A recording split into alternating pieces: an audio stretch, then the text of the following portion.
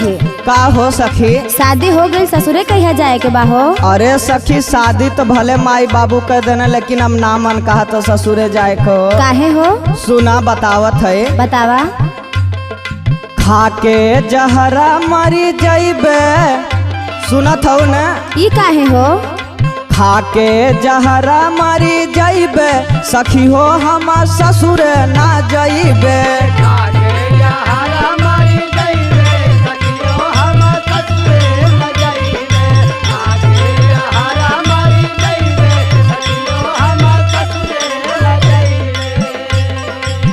ससुर न जाइबे हो, ससुर न जाइबे, ससुर न जाइबे हो, ससुर न जाइबे, ससुर न जाइबे हो, ससुर न जाइबे।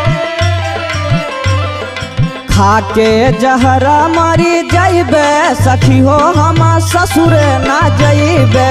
खाके जहरा मरी जाइबे, सखी हो हम ससुर न जाइबे। खाके जहरा मरी जाइबे, सखी हो हम ससुर न जाइबे।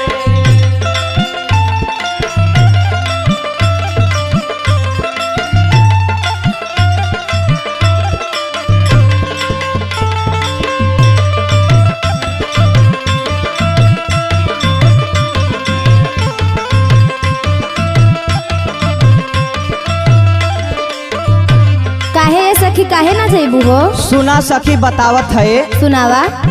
ससुर जे जाइबे त सास मोरा डई है। अच्छा ई बात बा। और का सखी?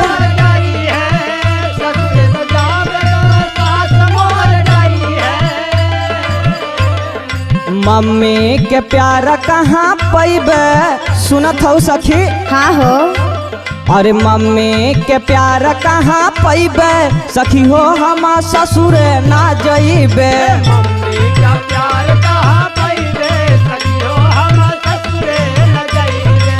मम्मी का प्यार कहाँ पाइबे, सखी हो हम ससुर न जाइबे।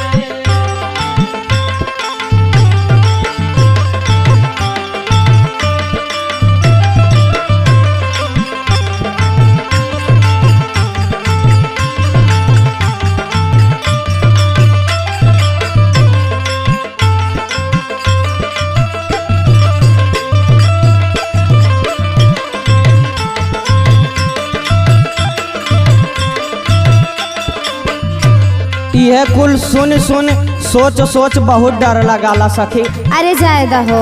सुना और सुनावा। ससुर जे जाइबे, जेठान मोरा डई है। ससुर न जाइबे, जेठान मोर जाई है। ससुर न जाइबे, जेठान मोर जाई है। अगर डई है तो का करबे सखी, यही के वजह से हो। अच्छा। ससुर जे जाइबे, जेठान मोरा डई है। ससुर न जाइबे, जेठान मोर जाई है। ससुर न जाइबे, जेठान मोर जाई है। भौजी के प्यार कहाँ पैबे, अरे भौजी के प्यार कहाँ पैबे, सखी हो हम ससुर ना जाइबे। भौजी का प्यार कहाँ पाइबे, सखी हो हम ससुर न जाइबे। भौजी का प्यार कहाँ पाइबे, सखी हो हम ससुर न जाइबे।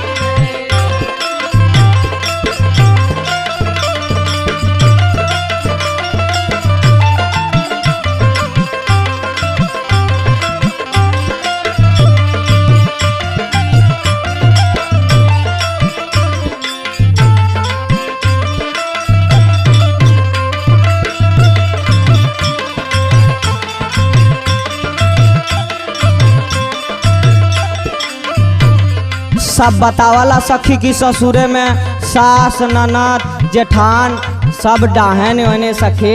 काई बात सही बा हो? पता नहीं हो। सुना सखी। सुनावा। ससुर जे जाइबे, ननदा बोली बोली है। ससुर न जाइबे, ननद बोली बोली है। ससुर न जाइबे, ननद बोली बोली है। बहिनी के प्यार कहाँ पैबे, यह कुछ सोचिला कि बहनियों के साथ छूट जाई। हाँ हो सही कहत हो। बहनी के प्यार कहाँ पैबे सखी हो हम ससुरे ना जइबे।